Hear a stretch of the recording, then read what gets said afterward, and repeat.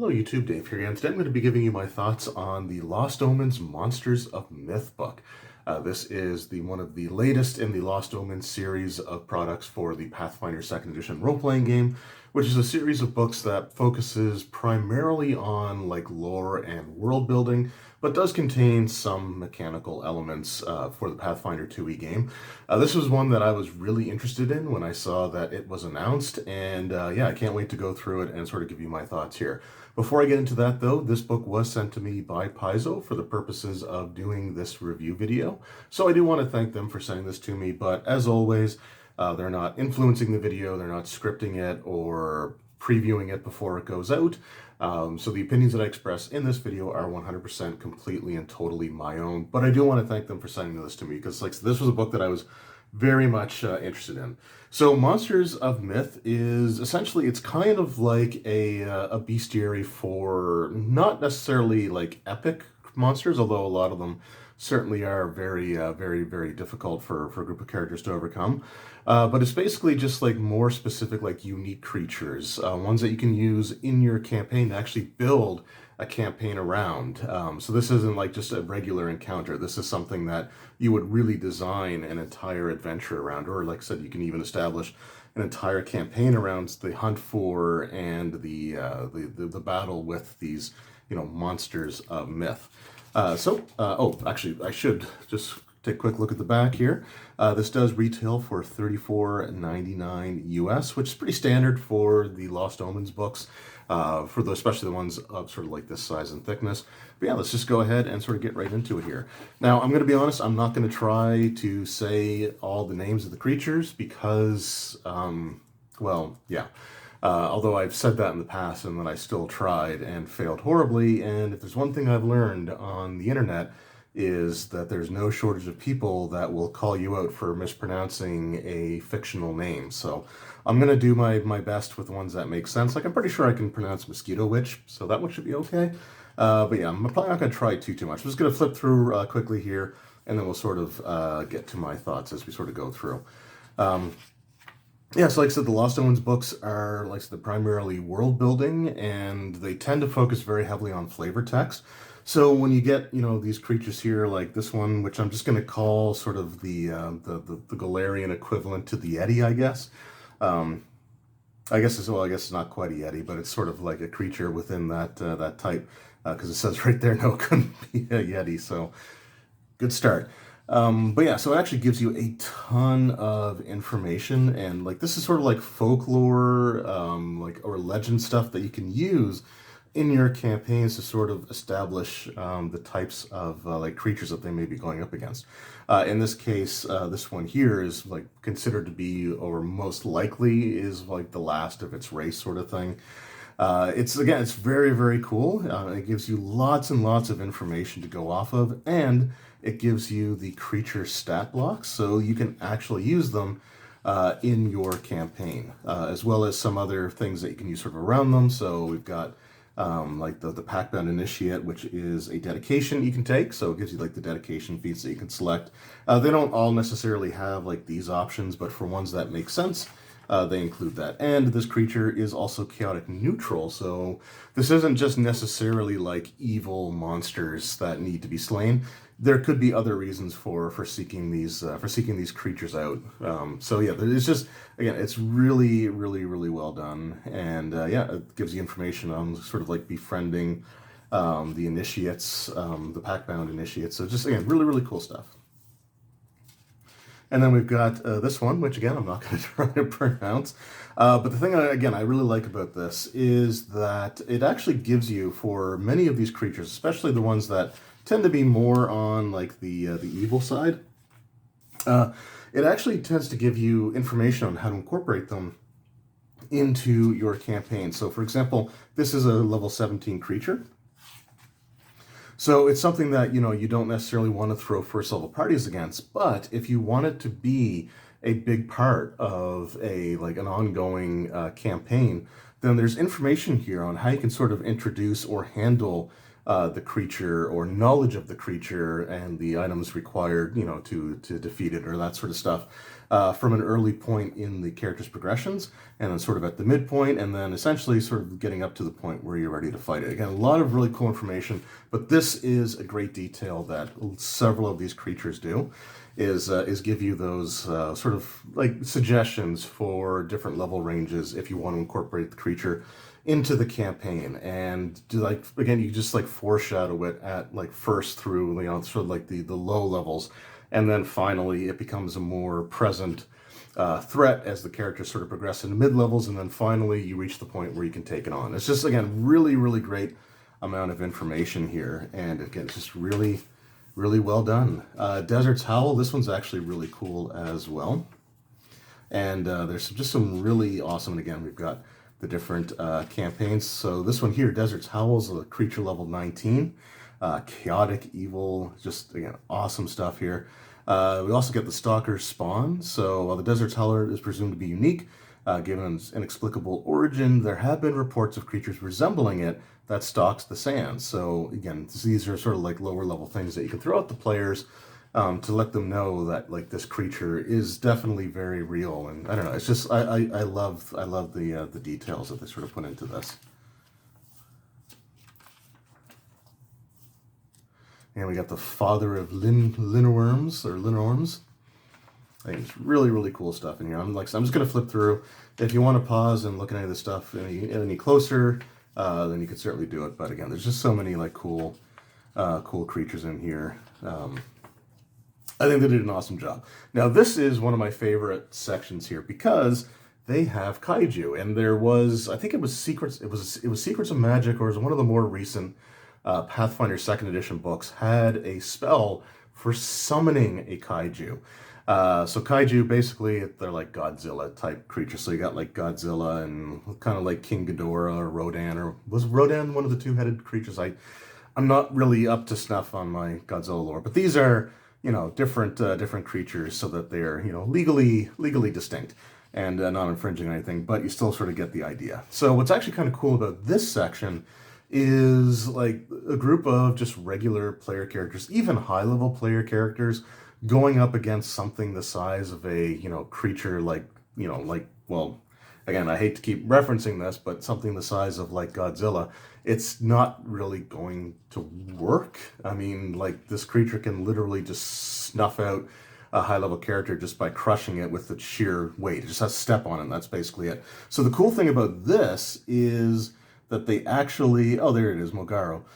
They don't actually treat these as creatures. Now, some people may be disappointed by that, but again, I kind of like it because it gives them a whole other sense of dread when you encounter them, because they're not a creature that you can just simply fight like any other. So what they actually do is they give you hazards. So they basically have things going on around the creature as a result of its like rampaging through like the city or the countryside or whatever it may be. Some of the things that can happen as a result of these creatures just simply, you know, being there, maybe even fighting each other. So it treats them as high-level hazards that the players have to sort of like circumvent and navigate and overcome as they're essentially just trying to escape these creatures. And again, I love that because it really gives a sense of real danger. I mean, like, you got a level 22 hazard called Planar Tear, where you know, stuff from other planes of existence can sort of be pulled into the material world and create its own havoc there. I mean, it's just a really, really cool concept, and I love the fact that, again, it really sort of underscores just how massive and unreasonable it is for even a group of 20th level characters to be able to fight something like this. And again, with Pathfinder 2nd edition, at the very least, you know, they've stayed away from giving like god stats and stuff like that. So there are just threats in the world that even the most powerful groups of characters are not going to be able to easily overcome. So it would be cool to see them expand on like the Kaiju stuff as well, and, you know, try to have maybe even, I don't necessarily think a source book would work. I think there are some Kaiju stuff in some of the Adventure Path booklets, that Pathfinder's been putting out. So it'd be kind of cool to see them kind of expand a little bit more and to find ways of maybe like trapping them or using the environment to overcome them. But yeah, it's just, again, I just really like the way that they approach this. At first I was a bit confused because I was only flipping through and sort of skimming the book. But when I actually read I loved that decision because it makes them feel like a genuine threat no matter what, as opposed to just another monster for you to fight. So the Callous Devil. Again, you get all the lore information that you can use. This thing is actually really cool as well. I love the way this looks, like the demonic creature sort of like fused into its own mount. Just some really cool artwork in here. And I also love that they have like depictions of these creatures. I forgot to mention it with like the Yeti one, but they'll sometimes have artwork that you could show the players in your group if you're using these creatures in your campaign as sort of like examples from books or scrolls or, you know, things like that. So I love that approach to it as well. The Dance of Disharmony. And we've got Krampus. Krampus is Krampus is really cool. It's a silly concept, but I love it. And basically what it is, you know, it's a creature that likes to punish those that are, I guess, greedy or they don't respect, sort of like the Yuletide isn't the right one, but I guess the winter holidays, sort of thing. So, because Krampus is already in the Bestiary 3, however, what they actually give you is a stat block for a creature that is basically sort of been... they either like try to they start off like impersonating Krampus as a joke, or they just, you know, maybe even out of reverence. And because Krampus can't be everywhere, because it is a physical creature that lacks teleportation, but it can impart some of its essence into these individuals, and it sort of transforms them into these imitators or the celebrants. And this is again a really really cool concept. They give a great again rundown of how to use Krampus in your campaigns up to like the high levels, and just really really cool stuff. This thing is just weird. I'm not gonna lie. The Melfish monster. So again, you get sort of like these different types of like folklore, you know, woodland creatures. There's just a lot of cool stuff. There's the Mosquito Witch. And if you want me to like talk about any of these in greater detail, let me know. Basically for the purpose of this video, I want to just sort of like give you an idea of the different types of things that are in here. Again, I love the fact that like the artwork is somebody like graffiti tagging a wall with the Sandpoint Devil. And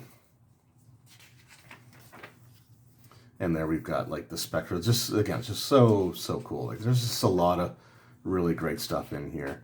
The Somnolou, whatever you call it. Again, I love this creature as well, because like when you actually defeat the creature, this like sort of lizard-like creature, reptilian, almost draconic-looking creature, the section here with like the eyeball essentially like detaches and becomes its own creature, and it can sort of like regenerate its body, the rest of its body, like at a later point.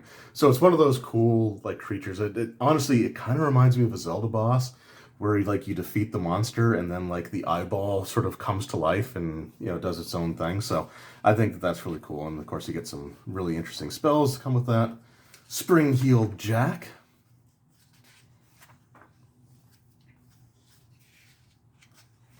Again, only a level 3 creature, but there are rumors of potentially more powerful version.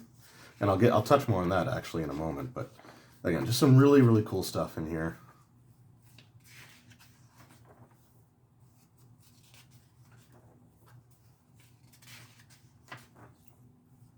I like this one as well, the Thief of Ships. Sort of your Leviathan type of creature.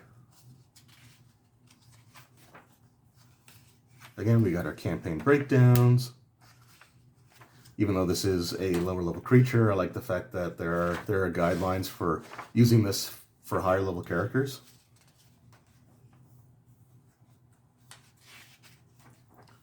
And this thing looks like just a really awesome like ice crocodile. I don't know how else to describe it, but it looks awesome.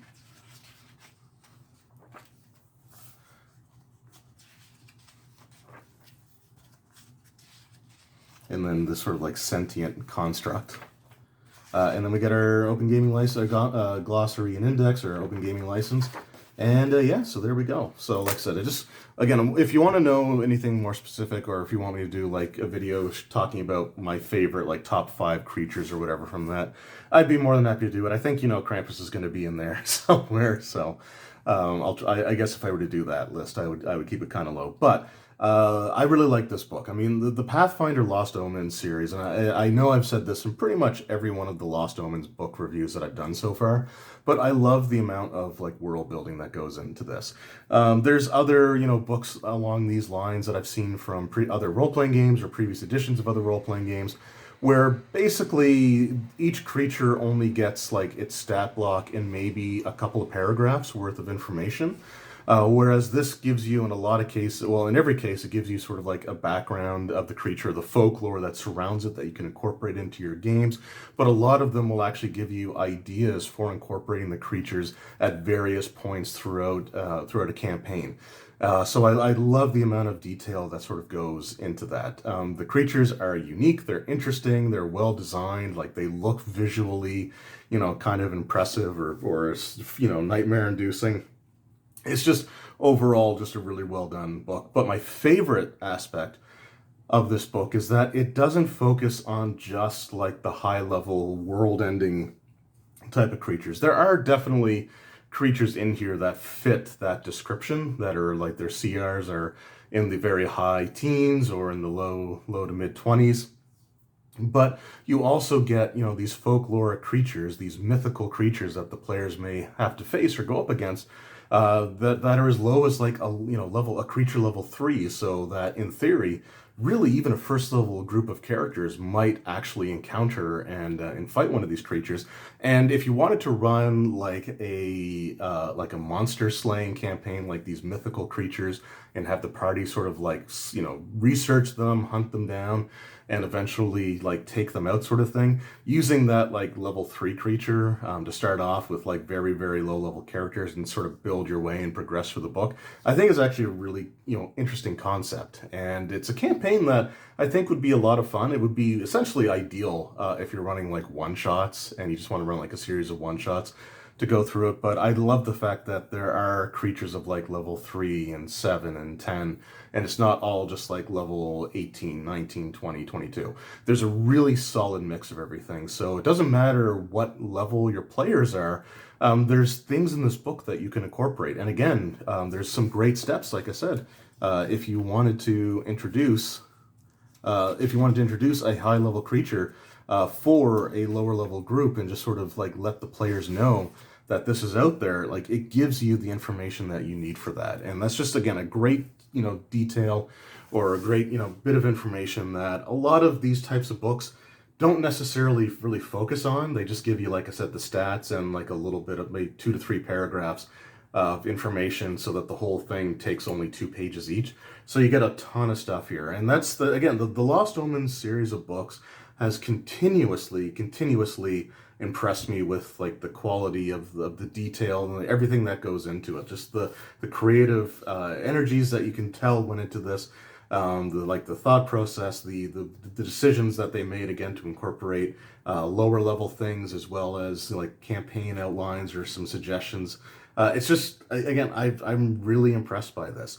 Now, unlike most of the other Lost Omens books, which typically, like I said, focus more on like lore and world building and tend to only have some very light mechanical aspects to it. I mean, this is filled with stat blocks and hazards and feats and spells and stuff like that, specifically for Pathfinder 2nd Edition. So it's a little harder to recommend for people that are playing other RPGs to pick up, unlike some of the other books where it's just been great information that could easily be adapted into any campaign. Now, the creatures and the folklore and everything like that absolutely could be ported into other role-playing games as well, but it's just going to be a lot more work. But for a Pathfinder 2nd Edition book that gives you some really cool creatures to go up against and a lot of lore to support them and to build the mystique around them, and to build the anticipation for the players encountering them and then trying to figure out what it was that they saw. This book is fantastic. It's one of, it's probably one of my all-time favorite like unique monster books that I've ever looked through. You know, there's some great monster like bestiaries and stuff like that, but like the ones that focus on like these sort of like creatures of legend type of thing. This is one of the best examples of this that I've seen. So if you're into Pathfinder Second Edition at all, you know, especially like this is a book for GMs, right?